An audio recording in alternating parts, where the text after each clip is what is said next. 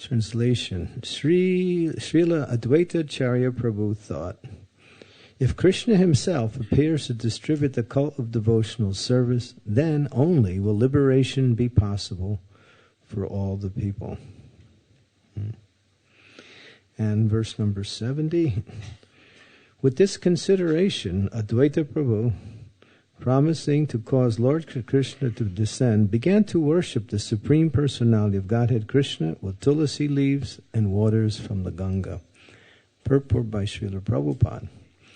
Tulasi leaves and Ganga water with, if possible, a little pulp of sandalwood is sufficient paraphernalia to worship the Supreme Personality of Godhead. The Lord says in Bhagavad Gita, Patram Pushvam Phalam Toyam Yomi Bhakta Parachyati Tadaham Bhakt Uparitam Asnami Prayatat Manaha. If one offers me with love and devotion a leaf, a flower, fruit, or water, I will accept it. Following this principle, Advaita Prabhu pleased the Supreme Personality of Godhead with tulasi leaves and with the water of the Ganga.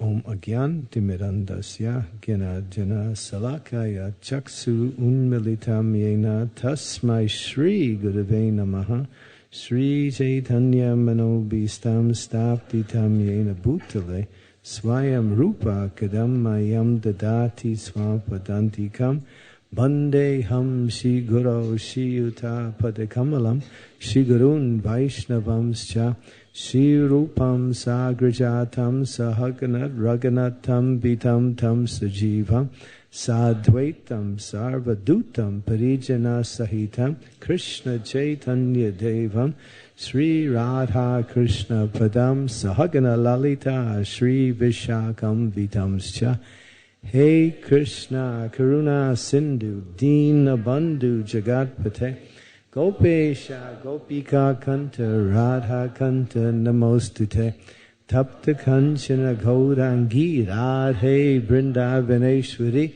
Rikshabhanu Suti Devi Pranamami Hari Priye Pancha Kalpa Tarubhischa Kripa Sindhu Arebacha Patitanam Bhavanebhyo Vaishnavebhyo Namaho Ajanu Lambita Bujo Kanakam Batakso Sankirtanai Papitaro Kamalaya Takso Vishwambaro Dwijabaro Yuga Dharma Follow Vande Jagat Priyakaro Kuruna Avataro Vande Shri Krishna Chaitanya Nityanando Sanodido Gorodaya Pushpanvanto Chitta Samo Tamo Nudo Jaya Shri Krishna Chaitanya Prabhu Nityananda Shri Advaita Gadadhar Srivasadi Gaur Bhaktavind Hare Krishna Krishna Krishna Hare Hare Hare Rama Rama Rama Hare Hare.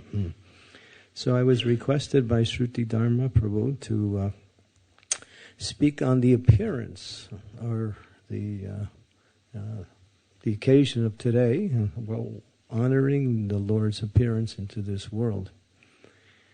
And of course, it's mentioned in the Chaitanya Charitamrita that there are 6 reasons for the Lord's appearance. And it's described that 3 of them are to benefit the world. And the other 3 are for his own transcendental pleasure. And combined with these 6 reasons, the Lord decided to make his appearance.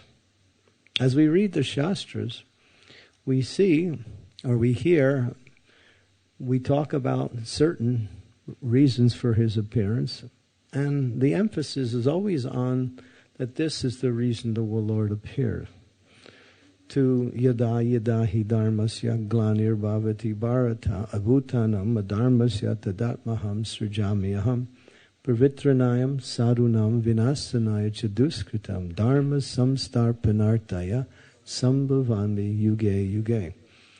And Krishna says this in the Bhagavad Gita in the 4th chapter. When dharma decreases and reaches the point of irreligion, and then as Shruti Dharma mentions that wonderful story of Akbar and Birbal, the Lord appears. He does. He actually comes. Prabhupada would say, if he's God, he can do anything he wants. And if he wants to come here, he can come. No one tell him, well, you're God, you should not come here. Yeah.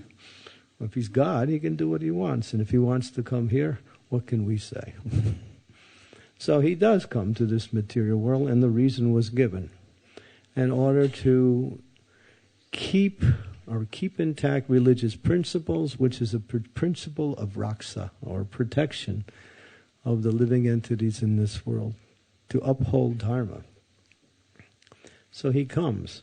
Now Sri Advaita Charya here is contemplating. The Lord sent his devotees, Sri Advaita Charya, his maternal uncle, Acharya Ratna, also known as Chandrasekhar, Srivas Thakur, Srila Haridas Thakur, Mukunda, and of course Advaita Charya. We're all there prior to the descent of Lord Chaitanya Mahaprabhu. Now the picture, you have to see the picture. This is Navadvip Dham. And Navadvip Dham, as explained by Vrindavan Das Thakur in his Chaitanya Bhagavat, was the bastion. He uses that word, center, the essence of knowledge. It was a place where people from all over the world would get various types of teachings, knowledge.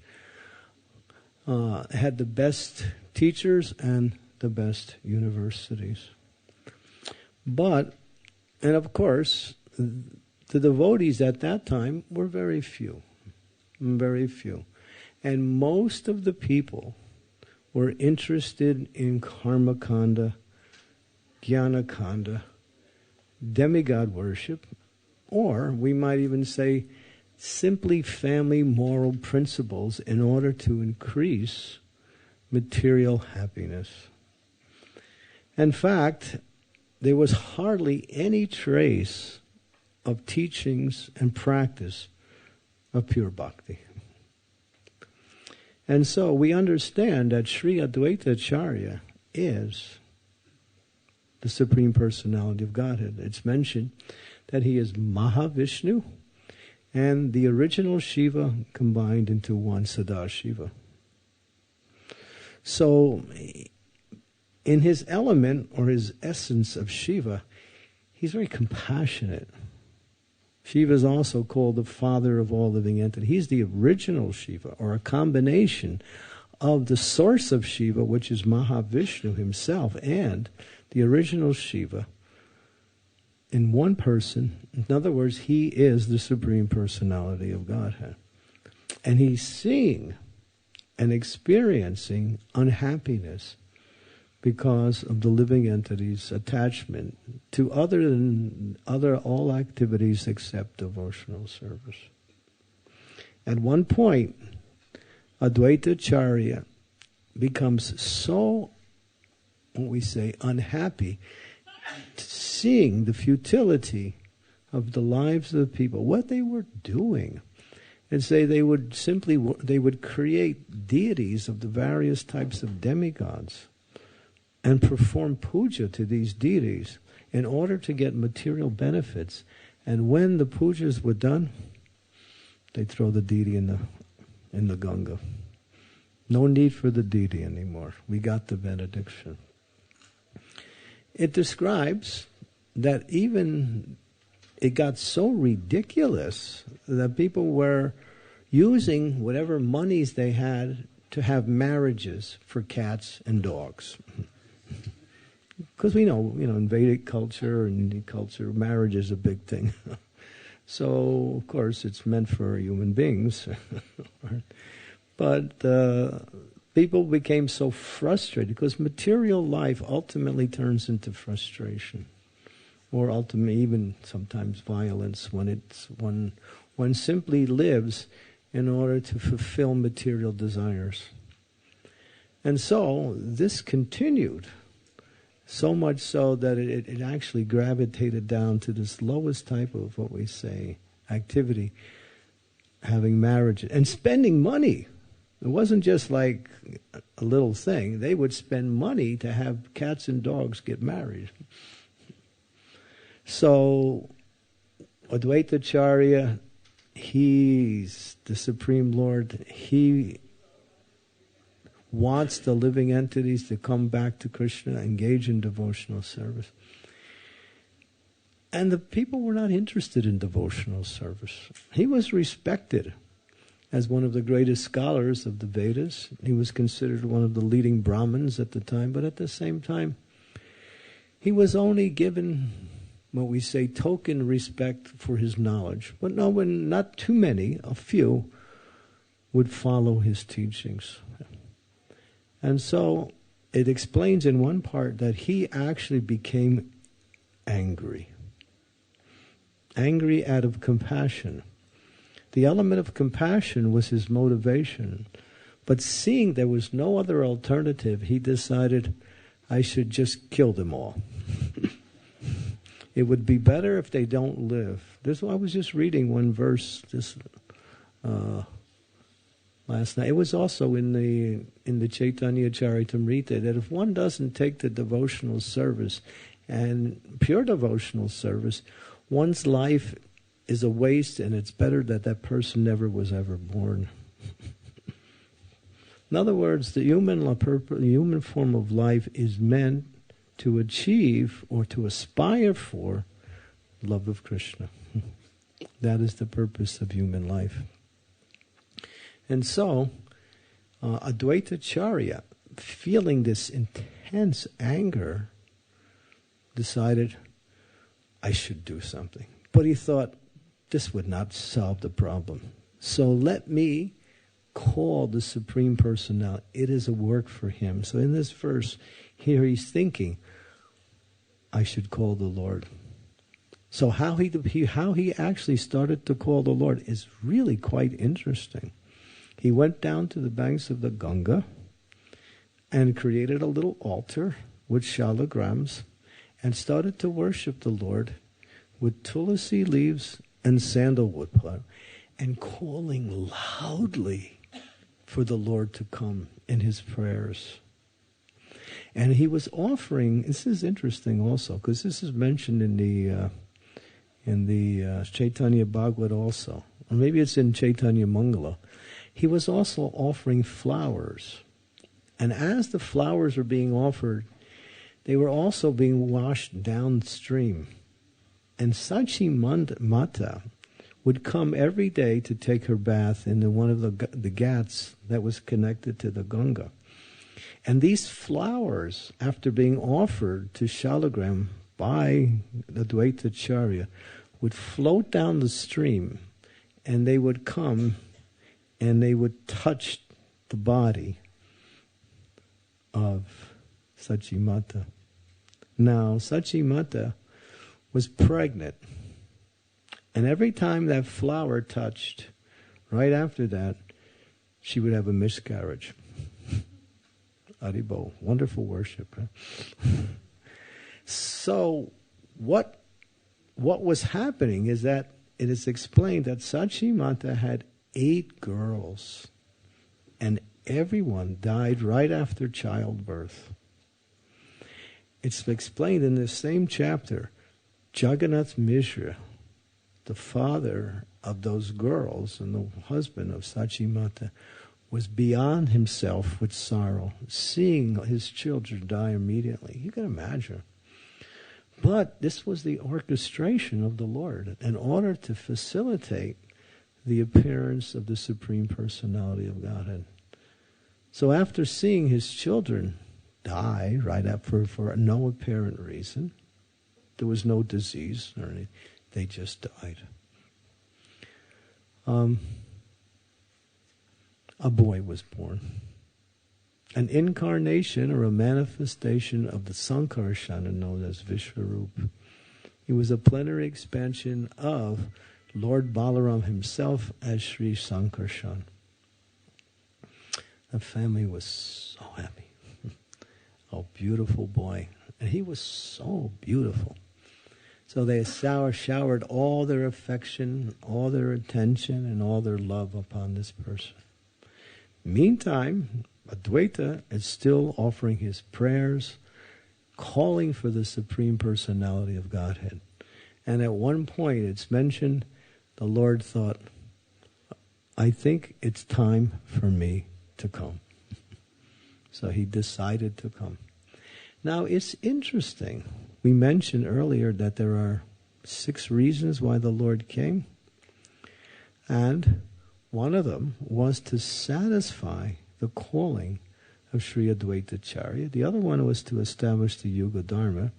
And the third was to establish the Yuga Dharma in a specific way. And that was the chanting of the Hare Krishna Maha Mantra. Hare Krishna, Krishna Krishna, Hare Hare, Hare Ram, Ram Rama, Hare Hare. So, of course, as devotees, we always think, oh, Chaitanya Mahaprabhu came to establish the Yuga Dharma. Nam Sankirtan, Kali Kale Nama Rupa, Krishna avatar, but Krishna is in the form of Mahaprabhu. So he's come to establish the Yuga Dharma, or the chanting of the holy names of the Lord. So at one point, the Lord, pleased with the prayers, but it mentions, it's interesting how the Lord does things. We're talking about the appearance of the Lord in this world. No one can understand his appearance. No one can understand his appearance. It says that just prior to his appearance, Jagannath Mishra was having these amazing dreams. And he was seeing these effulgent personalities singing the glories of the Lord. And in one of the dreams, a beautiful image of the entire spiritual world descended into his dream. And he saw this beautiful image, and it entered right into his own mind within the dream. And then he saw this same image being transferred into the mind of his wife, Sachimata.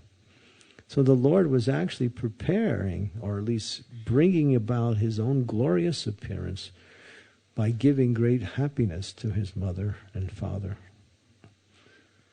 And of course, as this continued on, so many auspicious omens started to become visible within the environment. Now the Lord wanted to do something, and he did something by, in his appearance, he did it in a most, what we say, unusual way. He not only appeared, but he created something apparently inauspicious in order to bring about his appearance. And what was that inauspicious thing? He arranged for the planet Rahu to go in front of the moon, a lunar eclipse. It's considered to be very, very inauspicious, a lunar eclipse. I remember we were just in Mayapur about 2 weeks ago, and they said, there's a lunar eclipse, no one should go out of the house, and no one should eat at this time. So we didn't eat. It was breakfast time too, so it was an austerity. I remember many years ago we had the same thing, and went on for 4 or 5 hours. No one cooked, no one ate. It says that if you cook or ate at that time, inauspicious things would enter into the food and you would become polluted and contaminated. So this lunar eclipse was arranged by the Supreme Personality of Godhead, because the people in the culture, you would think, oh, what can we do to counteract this inauspiciousness? Let's chant the holy names of the Lord. So in a very enthusiastic way, people would go to the banks of the Ganga, and this was in the evening time, and they would take bath and chant the holy names of the Lord, just to bring about an auspicious atmosphere in the presence of this lunar eclipse. And it says that practically the whole city of Navadvip went, even the atheists and the Muslims. The Muslims would mimic, in a very, when we say humorous way, the devotees and everyone else chanting Hare Krishna. But after they started to mimic them, they actually started to chant also. This is the power of Lord Chaitanya. That by their chanting, they actually become, what we say, inspired to chant.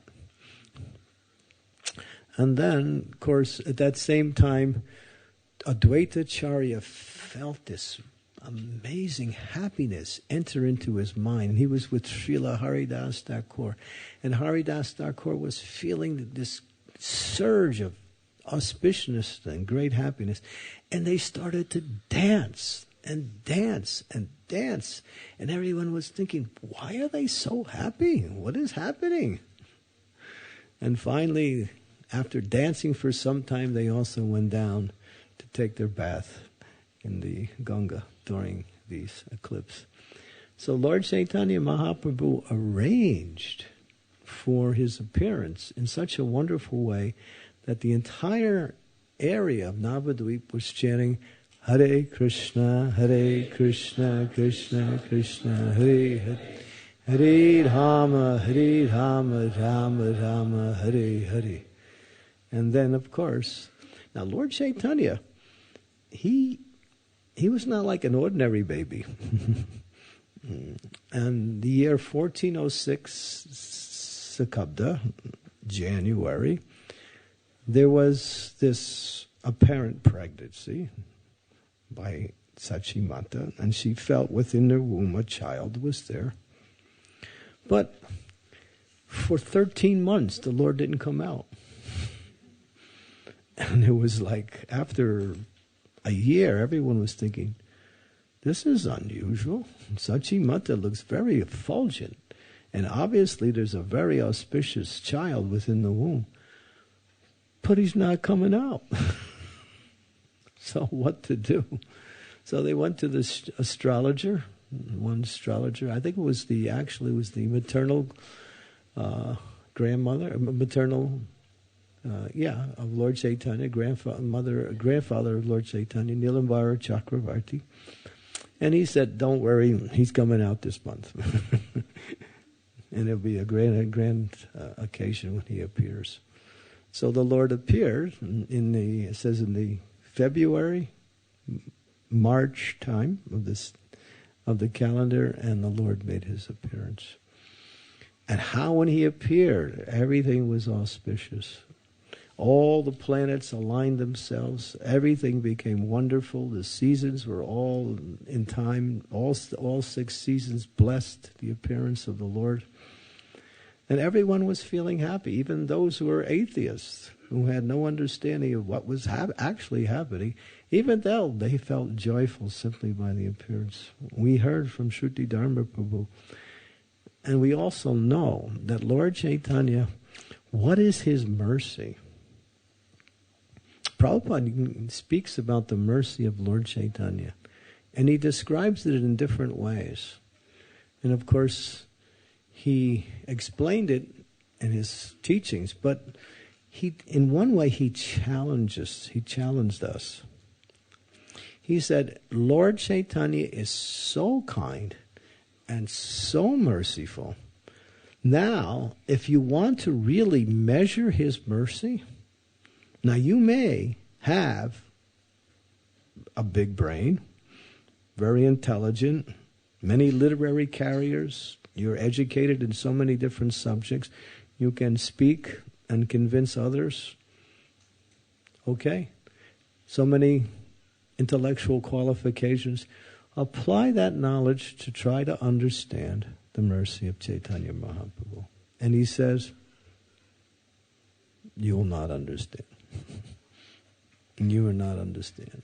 Of course, the feature of Jagai and Madai, we hear how Lord Chaitanya and Lord Nityananda saved these two, what we say, most sinful and least qualified persons for anything, not even material life, from going down to hell, and actually brought them to the stage of, pure devotees of the Lord.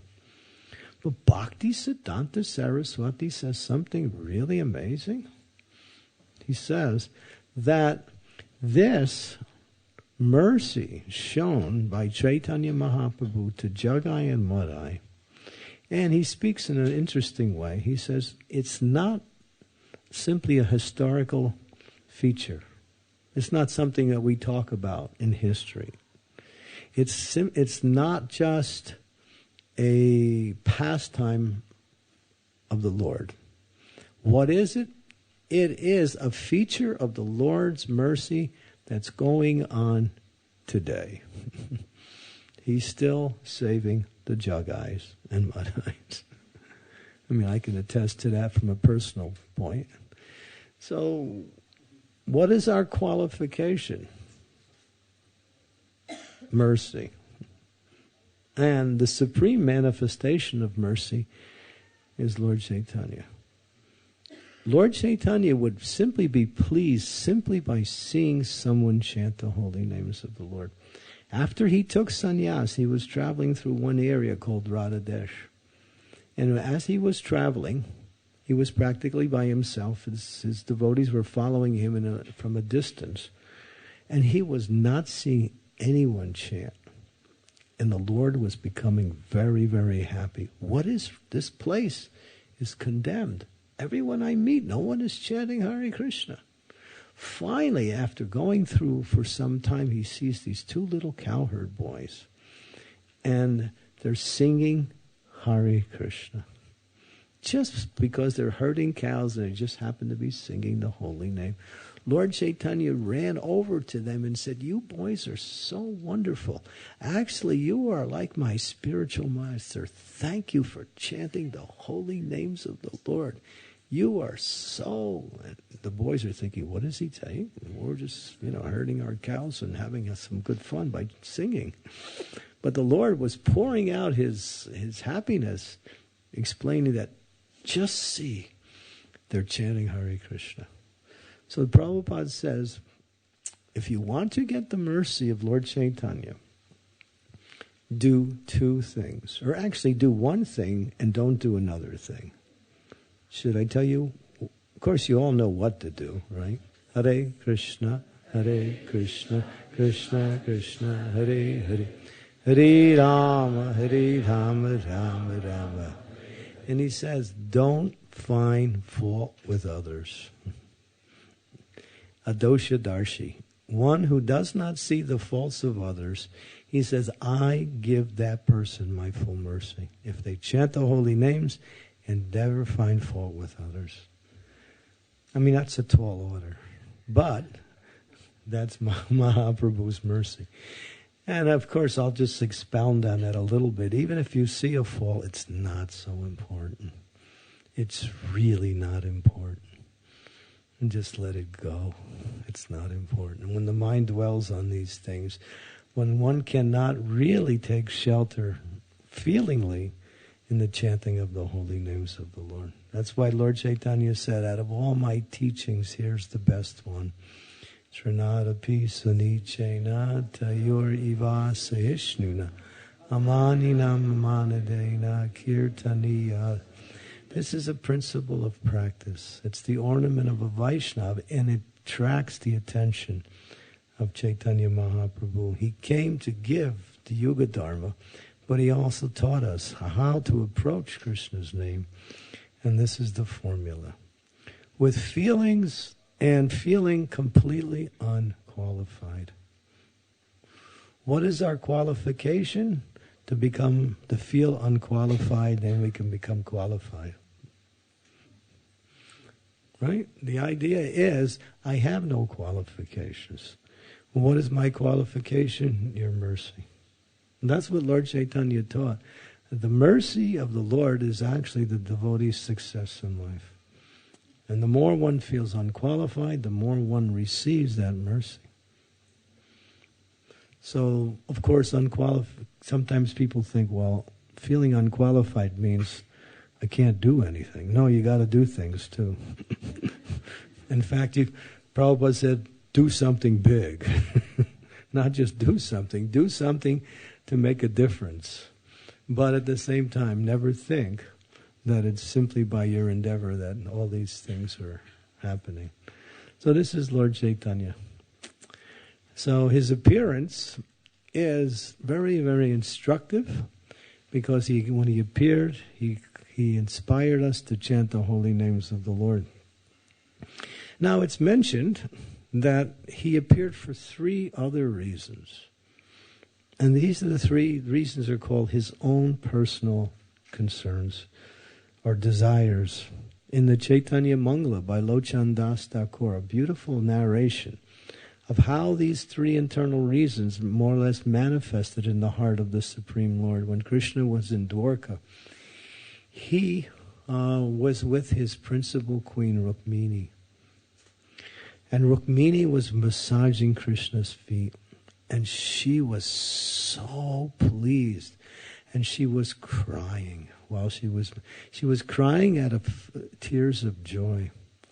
And in her expression of her love, while she was massaging his feet, she was saying, "My dear Lord, your lotus feet are so wonderful, so wonderful." And then she went on to say, "No one knows how wonderful your lotus feet are. Actually, you don't even know how wonderful you are." Krishna was thinking, yeah, I don't know how wonderful I am. There's one pastime where it was actually Lord Krishna. He's walking, and he passes this big, huge, reflective pillar. And as he passes, he sees an image in the pillar. When he stops, he says, "Who's that? That person is really beautiful and attractive." And then he realizes, oh, it's me. So Krishna even gets attracted to himself.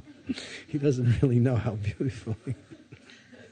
So in his mood as Chaitanya Mahaprabhu, and Rukmini goes on, and she says that actually there is one person who actually knows how wonderful you are. There's only one, and that is Srimati Radharani. So the Lord thought, I want to understand what is it about Radharani that makes her love the best, and what is it that she feels about me that's so wonderful? And what is that happiness that she gets from her love from me? So Vrindavan Das Thakur and also Krishna Das Kaviraj Goswami explains in Chaitanya Charitamrita that this was the internal reasons why the Lord appeared. To taste Radharani's love. What is the nature of that love?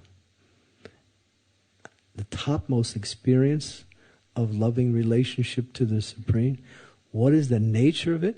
What is that happiness that she derives from that love? In other words, the object becomes the subject. And now and the last one, what is about him that is so wonderful? So in that incarnation, and the Acharyas make this statement. This is not to minimize Lord Chaitanya's compassion upon the fallen souls and the importance of chanting Hare Krishna, but it says that this is the actual reason why the Lord appeared. He appeared to taste his own transcendental happiness in the role of his devotee. That's why it's very difficult to understand Chaitanya Mahaprabhu. He's very difficult. That's why very few people, even people who practice devotional service, don't recognize the identity of Chaitanya Mahaprabhu and what is his mission. Many people say he was just a great personality who became a devotee of Krishna. Or maybe he was a demigod. But they never give him that position of being a supreme personality of Godhead, because he was always in the role of a devotee.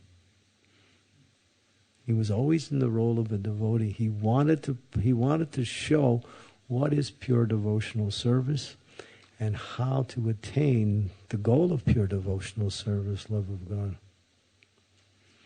So Chaitanya Mahaprabhu performing kirtan with his internal associates in the spiritual world, and Krishna dancing rasa dance with his devotees in Sri Vrindavan Dham is non-different. It's non-different. And one who sees these two pastimes as different does not see correctly or doesn't understand.